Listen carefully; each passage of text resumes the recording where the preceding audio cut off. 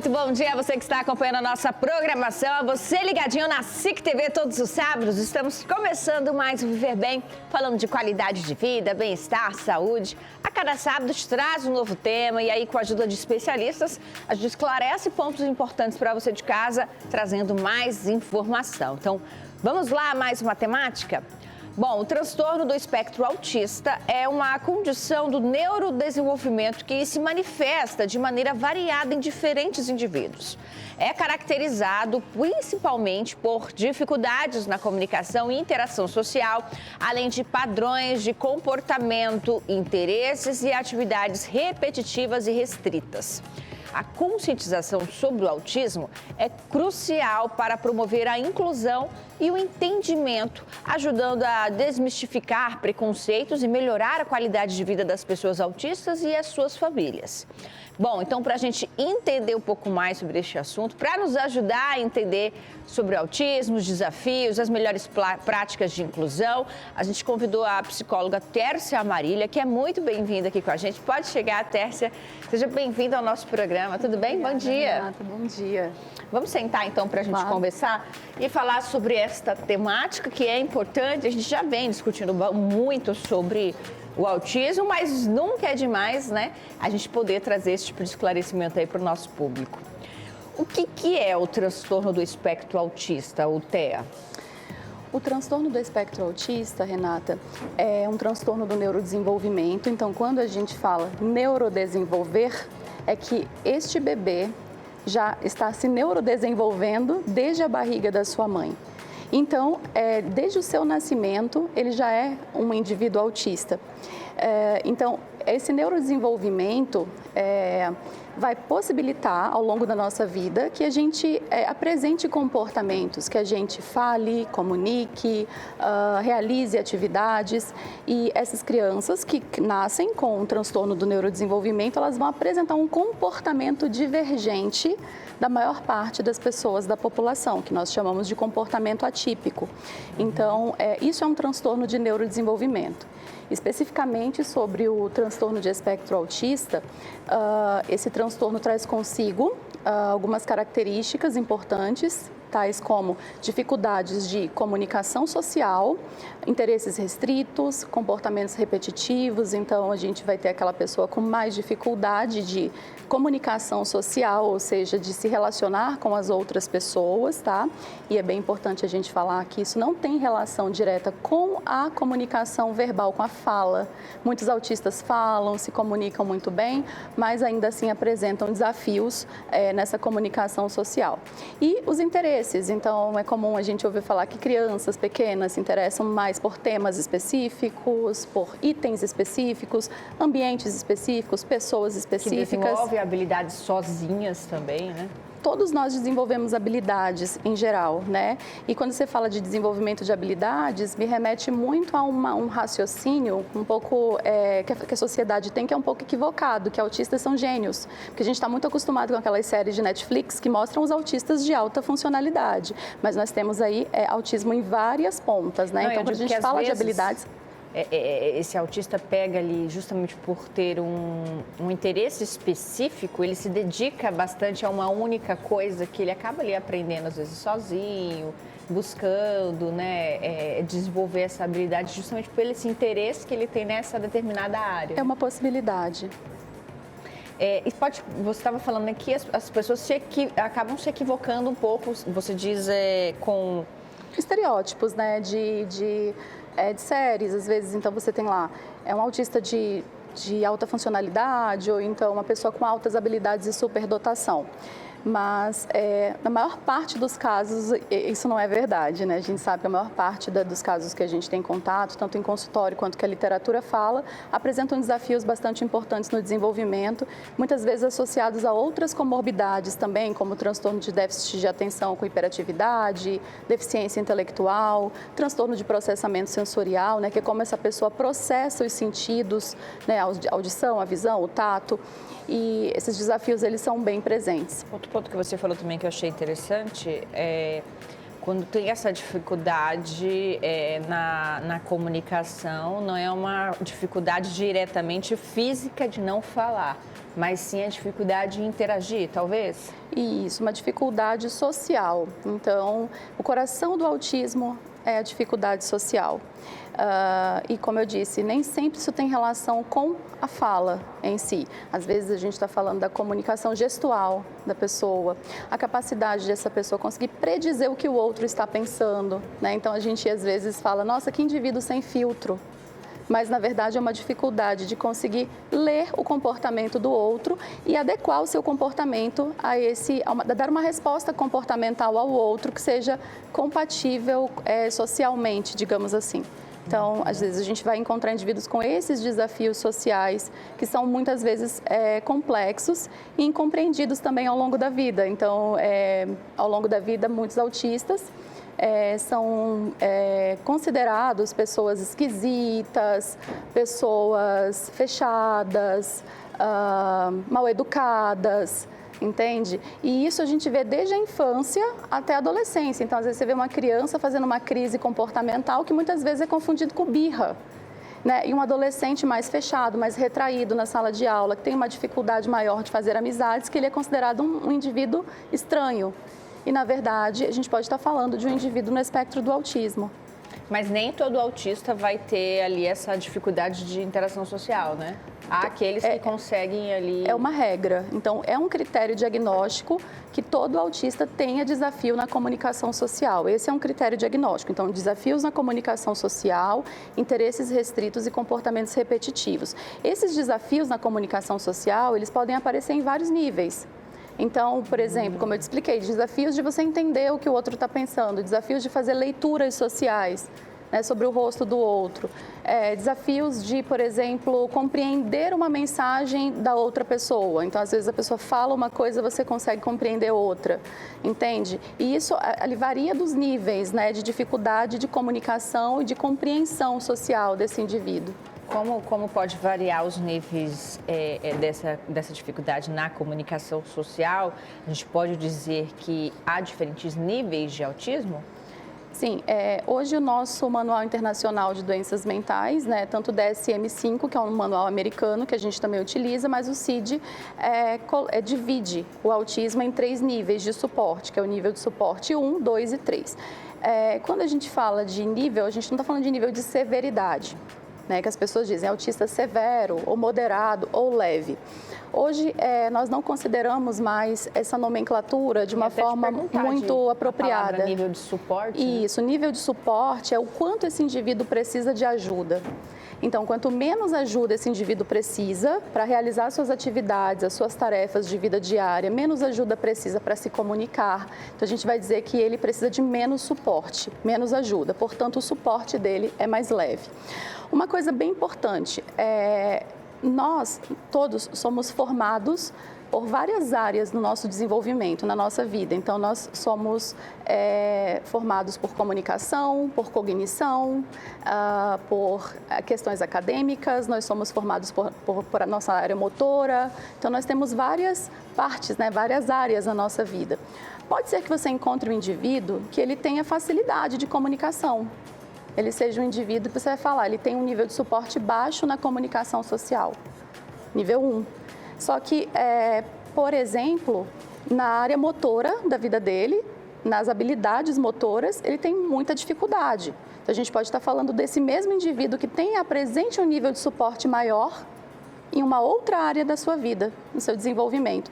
Então, hoje é um pouco desafiador a gente colocar as pessoas, né, em caixinhas. Então, esse é um autista de nível 1, de nível 2, de nível 3.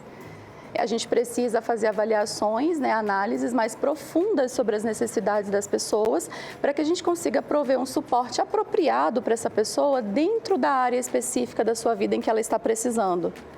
Isso é muito importante. E dessa forma, a gente também encontra uma maneira de valorizar as potencialidades das pessoas, valorizar as habilidades e apoiar as dificuldades. Isso é muito importante. Quando a gente coloca o indivíduo como autista leve, autista nível 1, muitas vezes ele precisa de muito apoio em várias áreas que acabam sendo negligenciadas porque ele foi taxado como um autista de nível 1, sendo que ele apresenta vários desafios em várias áreas da vida, bem como às vezes a gente também taxa um indivíduo como autista de nível 3 de suporte e a gente fala, esse indivíduo ele é um autista severo, digamos assim, e também negligenciamos o desenvolvimento daquele indivíduo. E ele tem, às vezes, e ele tem muitas facilidades, muitas habilidades que poderiam estar sendo exploradas e que essas habilidades, por sua vez, apoiariam o desenvolvimento de outras habilidades, de outras áreas da sua vida.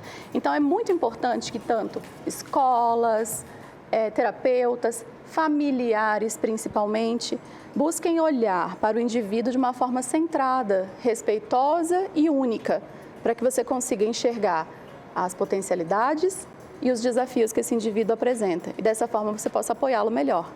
Muito bem, a gente vai seguir falando sobre essa temática depois do intervalo. Realmente, bate-papo muito interessante. Nos ajudar a aprender um pouco mais. A gente precisa falar cada vez mais para que a gente possa aprender e entender o outro com mais facilidade. Pausa rápida, daqui a pouquinho nós estamos de volta.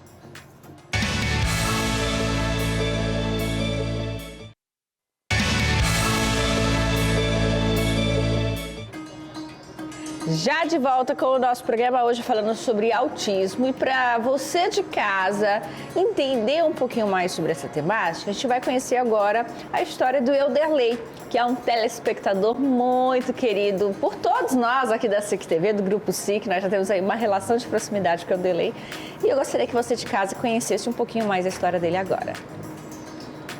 Euderley Medeiros, do Coab Floresta, como é mais conhecido, tem 32 anos e é um grande fã da SIC TV. Ele é diagnosticado com um transtorno do espectro autista e hoje vamos conhecer um pouco da sua história e rotina.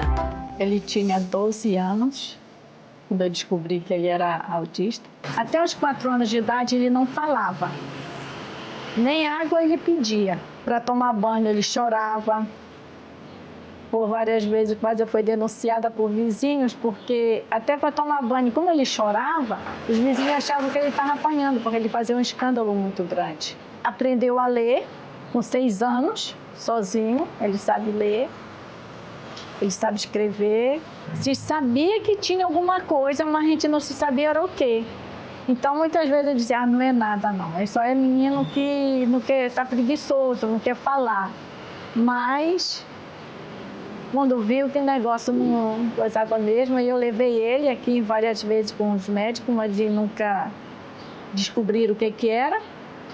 E aí eu tenho uma amiga em São Paulo e ela me disse, vem, aqui a gente consegue. E eu fui e lá eu tive o diagnóstico dele. Ele já tinha 12 anos. O transtorno do espectro autista é um distúrbio do neurodesenvolvimento caracterizado por desenvolvimento atípico, déficits na comunicação e na interação social, podendo ainda apresentar um repertório restrito de interesses e atividades, entre outras características. Quanto antes o diagnóstico, mais chances de melhorar a qualidade de vida. Euderley, ele teve muito carinho, ele foi aceito. Quando ele teve o diagnóstico, foi aceito. E ele deixou ser tocado. Ele deixa ser tocado, ele abraça, ele é carinhoso. Quando ele gosta de uma pessoa, ele gosta. Ele liga, ele manda mensagem, ele é insistente. É justamente esse carinho que o Euderley oferece a todos os apresentadores da SIC TV com a sua preciosa audiência.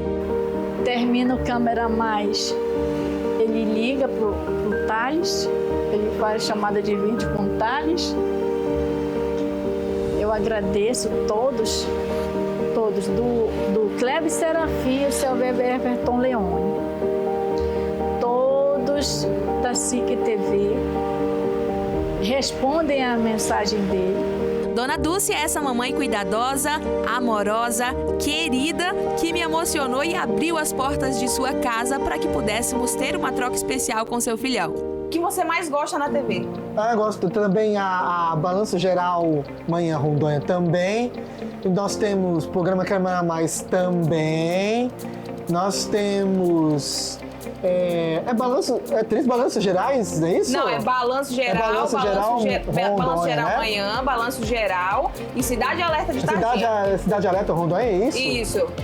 É, programa Sique News. Nossa senhora, hein? Você é apaixonado. Euderlei Medeiros. Boa tarde, Thales, Renata. Gosta do Câmera Mais? Renata, você está muito linda. Euderlei do Coab Floresta. Tá feliz, Euderlei, que o Grêmio perdeu?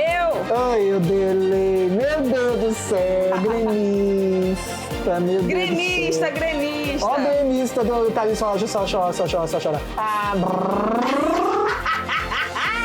Olha aí, Thales, tá vendo? O Grêmio só chora, né, dele?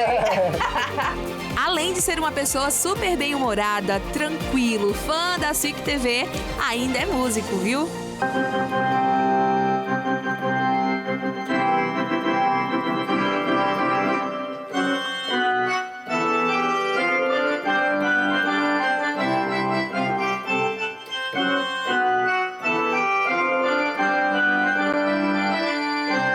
Ai, meu Deus do céu. Aê!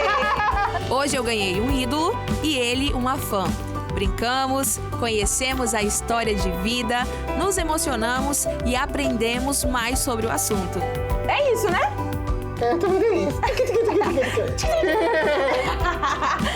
Amei demais, gente. É isso, tá bom? A gente fica por aqui. Tchau, tchau. Vou tocar? Ah, tá, entendi.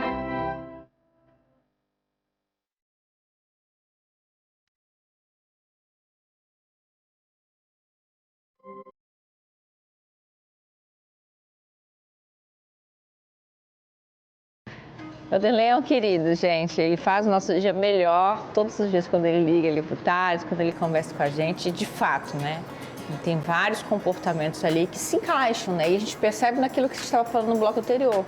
Às vezes, se ele está ali classificado, digamos, superficialmente como nível 1, parece ali que ele não tem nenhum outro tipo de necessidade de apoio, mas ele tem ali alguma outra limitação que muitas vezes a gente não vê, né? Se a gente não convive mesmo, de fato, Com né? certeza. E a gente consegue notar, né, como você trouxe também, das habilidades, né? Então, a habilidade musical, que foi provavelmente muito bem explorada pela família e hoje ele consegue realizar essas atividades e como se comunicar bem. Você falou que ele comunica bem aqui na TV, né? Então, é isso. Eu acho que a gente precisa aprender sobre o transtorno de espectro autista para reduzir os estigmas. Muitas pessoas, muitos pais, Renata, de crianças pequenas no espectro do autismo, quando recebem o diagnóstico, consideram que isso é o fim da vida, o fim do mundo, não tem mais vida depois desse diagnóstico. E é possível ser feliz com autismo. É possível, existem muitos desafios, mas a gente consegue ressignificar muitas coisas na nossa vida que nos levem a ter uma vida plena com o autismo. Então, o Euderlei não é só o autismo, o Euderlei é músico, ele é amigo, ele é filho. Muito bem, a gente vai seguir falando sobre essa temática depois do intervalo, que é bem rapidinho, então você de casa não saia daí.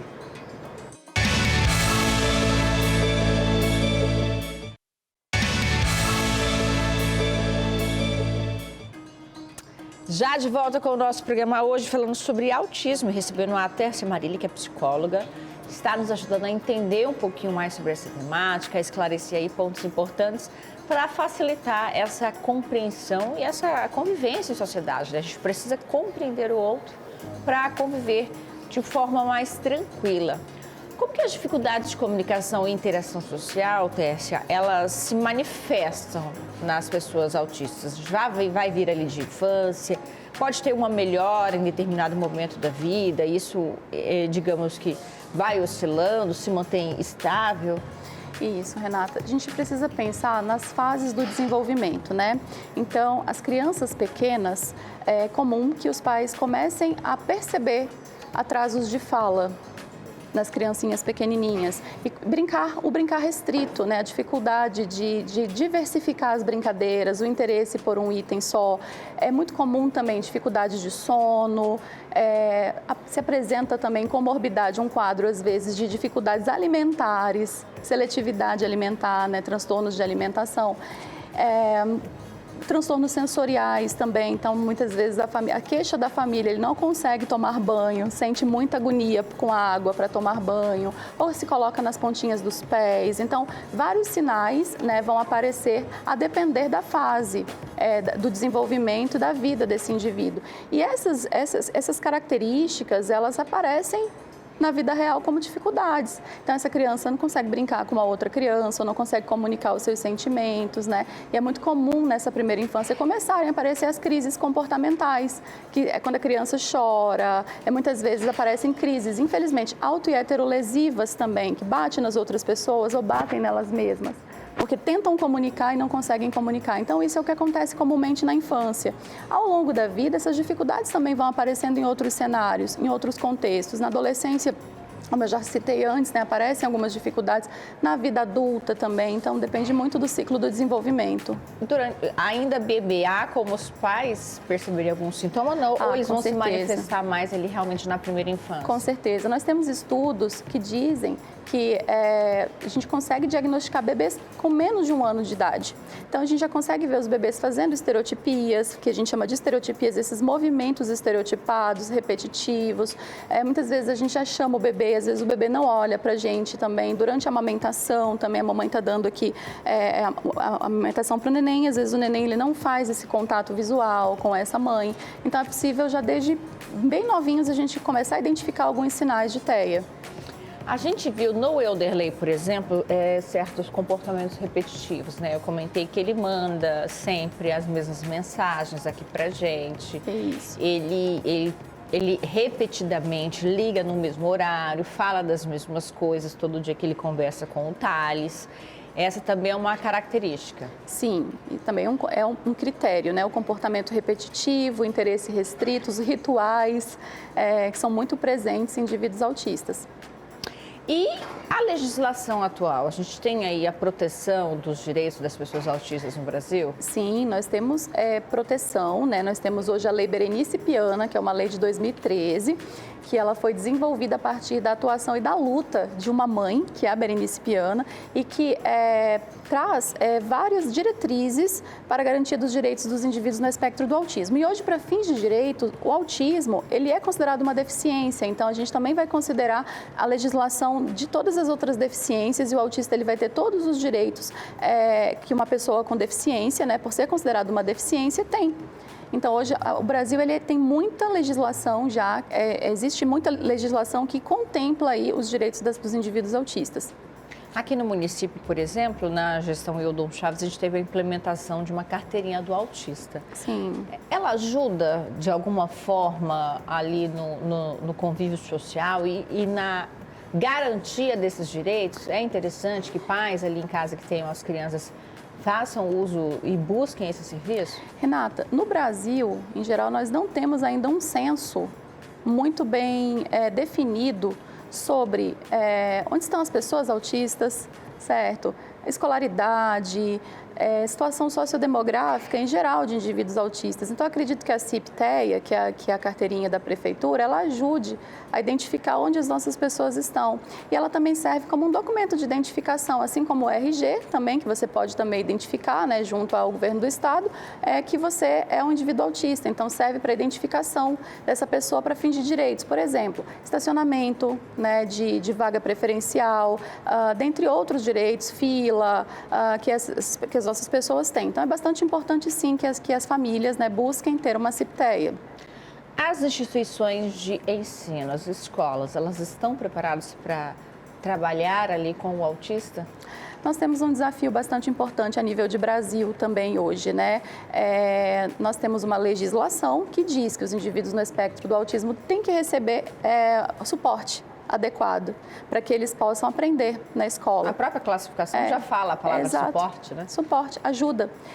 Mas, infelizmente, hoje nós não temos ainda no Brasil escolas, eu digo de forma geral, né, capacitadas para receber as nossas pessoas. Então, os estudantes eles têm direito a um plano de ensino individualizado, com adaptações razoáveis, para que possam aprender. Mas, infelizmente, hoje, no nosso município, no nosso estado, nós não temos essa característica ainda de ser, né, um estado e um município inclusivo né, um país inclusivo de verdade, Renata. Nós temos muitas deficiências, muitas dificuldades. Recentemente, a gente teve a publicação de uma auditoria do Tribunal de Contas do Estado, inclusive, que constatou que nós não temos educação inclusiva instaurada no nosso Estado. E existe um plano, né, de enfrentamento, um plano para reduzir esses desafios que foi feito pelo governo do Estado recentemente para tentar melhorar um pouco a vida dos nossos alunos. Mas hoje nós temos desafios diversos no ambiente escolar.